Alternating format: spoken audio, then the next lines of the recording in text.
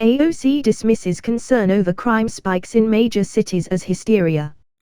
New York City's overall shooting incidents and murders have risen 53% and 13% year-to-date, respectively, according to NYPD data.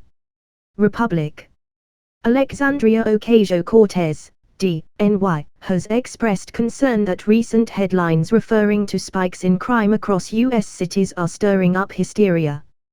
"We are seeing these headlines about percentage increases," Ocasio-Cortez said during a conversation with New York Republic Jamal Bowman over Zoom. "Now, I want to say that any amount of harm is unacceptable and too much, but I also want to make sure that this hysteria, that this doesn't drive a hysteria and that we look at these numbers in context so that we can make responsible decisions about what to allocate in that context." Ocasio-Cortez argued earlier in June that authorities should stop building prisons and instead focus on underlying public health issues, adding it is not acceptable to use jails as garbage bins. "If we want to reduce violent crime, if we want to reduce the number of people in our jails, the answer is to stop building more of them," Ocasio-Cortez said. "The answer is to make sure that we actually build more hospitals, we pay organizers, we get people mental health care and overall health care, employment, etc. It's to support communities, not throw them away."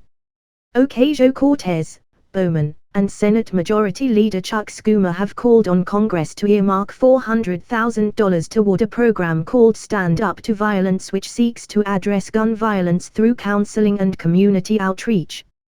Journalist Glenn Greenwald slammed Ocasio-Cortez on Sunday, claiming she is mocking ordinary people as hysterical who are afraid of violent crime in their neighborhood, while voting last month to ensure $2 billion more in spending on the police that protects her.